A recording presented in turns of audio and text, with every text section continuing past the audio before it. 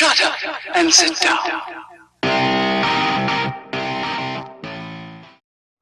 What is up, YouTube? Welcome to another video from the SDS guys. I am Jeremy.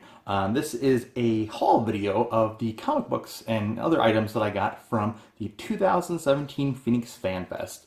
So Fan Fest was this past weekend, and we ended up going there with our podcast, and we're able to actually get a lot of different coverage on there. So definitely check out episode 13 of the podcast, because we have a lot of different information on the podcast of kind of some of the different events that we had and kind of the different adventures that we had while covering the con. So for example, like Larry, he got to meet the entire cast of Steven Universe and kind of talks about that on the podcast. We also talk about some of our interactions with some of the cosplayers, as well as some of the interactions with the different vendors that we had as well. But for this video, I said I wanted to show you the specific pickups that I had. So I did pick up a few different comic books. I picked up a total of 7 altogether, and so with these 7, I said I got them for right under $100, and so I wanted to go ahead and show you kind of what I had and kind of the different things that I'm into. So one of the things that I like to do is I like to collect kind of like the Bronze Age #1 issues, and so I did pick up a couple new Bronze Age kind of #1s to add to my collection. So the very first one is we have Son of Satan #1. So this is a beautiful comic. Like I said, really good condition. Like I said, not too much spine wear at all.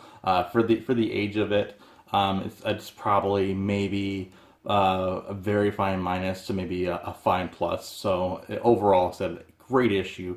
Awesome inks on the cover from Mike Esposito.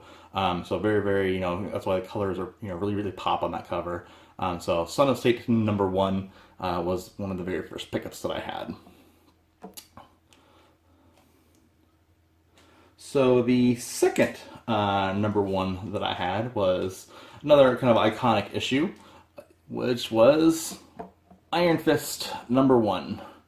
Iron Fist #1, like I said, not necessarily the first appearance of Iron Fist, but is the first comic in his own series. So I was extremely happy to get this. Like I said, it's also a little bit of a spine roll over here, but like I said, overall, I think if we get this pressed out, it'll actually grade out pretty good. I actually might send up this one to get graded. Not quite sure yet.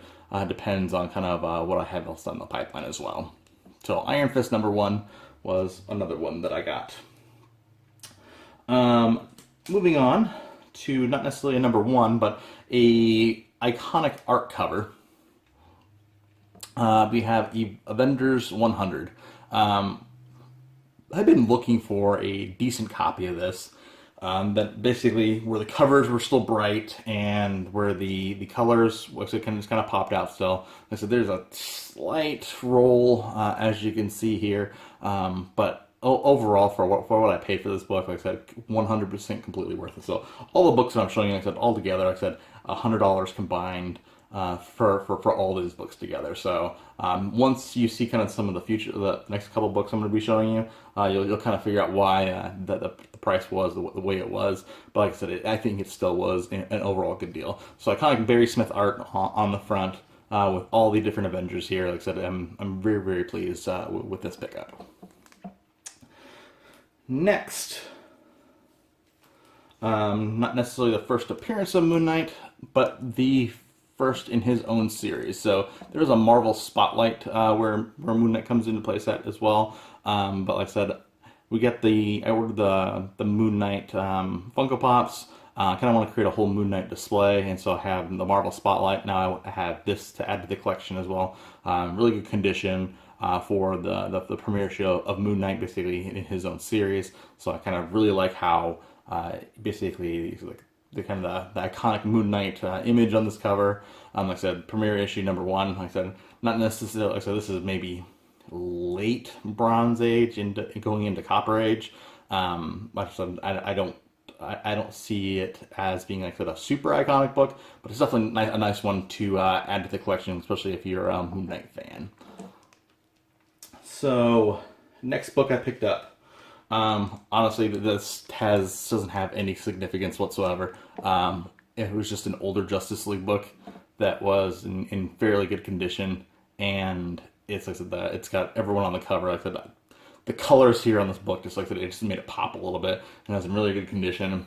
So I just had to pick it up. Like I said, it's not nothing necessarily special, but like I said, it's just a nice Justice League book to have. This is Justice League number 40. So going into first appearance, so we have the TV show Arrow's out, where we have Mr. Terrific in Arrow. So I found the first appearance of Mr. Terrific, which was Justice League number 37.